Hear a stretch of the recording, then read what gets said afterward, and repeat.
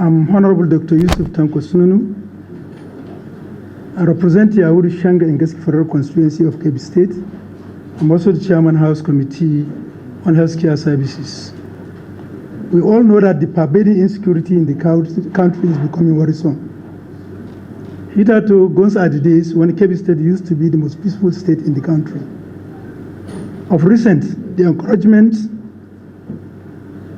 the part of KABBI State that borders the southern part of the KABBI State has witnessed a lot of misfortune of recent.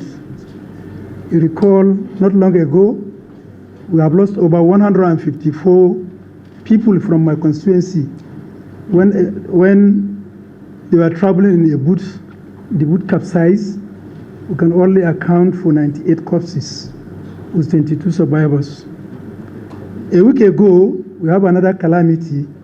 One bandit mentioned by eyewitness numbering about 250 to 300, each with AK-47 rifle and using a very strong motorcycles, came into my constituency of the areas of Kimo, Kambwa, Emaraya, Laka, Kolio, and near neighboring areas. And they have a field day and operated for almost more than 8 hours, following house to house, room to room, collecting money, handsets, motorcycles, and cattle. And they have taken a lot of cattle from that area. That led to a massive influx of internally displaced persons to the headquarters of the Emirate, the town of Yauri. However, we were able to convince people, and they started going back to their respective areas. But they left a message that they will be coming back. Taken serious, some people refused to go back. And in the early hours of today, they repeated what they have done earlier.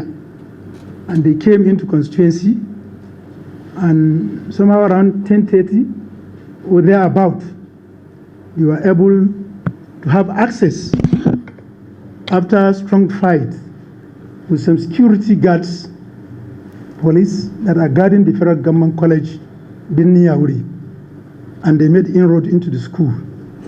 They succeeded in kidnapping some teachers, an unaccountable number of students as we are talking right now. And some students and some security men are currently receiving care at General Hospital Yauri following a gun injury they have sustained.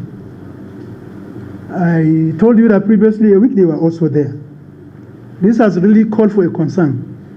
And as a representative of the people under whose auspices I'm here to represent them, I find it that I have to come here and make a call on the federal government to look at the Yauri positions. It is neighboring Niger State. It has direct access to Zamfara State, and west of Yauri is the bank of the River Niger. So our fear is the major target is to enter Yauri. Now we are calling on the federal government to mobilize adequate security. I've gotten in touch with security agencies.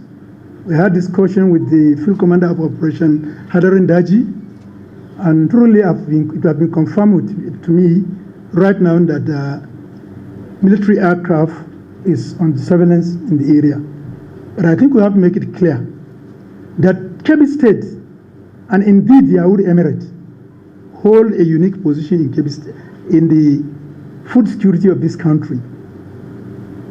Over 89%, over 90% of the land of Yauri is for rice farming, both irrigation and rainy season farming. But as of today, I want to assure you that no farmer can comfortably go back to his farm and come back to sleep with his eyes closed. And we are right now facing an influx of number of people into Yauri with higher rate of internally displaced persons. Accommodation feeding, and other logistics that is necessary is very important. It's been affected. Worst part of it, a nation can only develop when it's sound educationally wise. The so-called Boko Haram that we have seen, been hearing, is now becoming almost a reality because parents cannot feel free to send their wards into school for fear of being kidnapped. As it is now, virtually a lot of primaries in the Emirate, in Yauri town, is being occupied by internally displaced persons. This has tendency to retard the progress so far achieved by the KABBI state government in terms of agriculture and in terms of promoting access to education. And healthcare is also being stretched because of influx of people. The only general hospital that we have may even be occupied by internally displaced persons. So we are in a state of disarray, and definitely we have to call on federal government so that something can be done immediately to safeguard life and properties of our people. And that is the main basic of governance, provision of security of life and property and welfare of citizenry. This is why I want you to help us to voice this, our call out, so that we can be assisted with immediate, within the shortest possible time. Thank you very much, gentlemen of the press. There are issues you also have to consider. You understand? There are a lot of issues that we have to look at into. You understand, to address the issue. All of us believe we all carry it, remove the service chief, remove the service chief. Till now we are where we are. And things are even getting worse. So I think the National Assembly as a body has done all it can. You understand? But you see, issues must be handled. I don't know, there is perception and it's a general belief. Vis-a-vis, if you have this, you have two options. Say you want to impeach. If the impeachment will put the country into more chaos. You understand? We are only as sentimental. Let me tell you one thing. You are sentimental, I'm sentimental. So it is only when we begin to see Nigeria as a single entity that we're all ready to work for it, then that's where we can say we have arrived. You understand? I wouldn't want to preempt the National Assembly say this, no.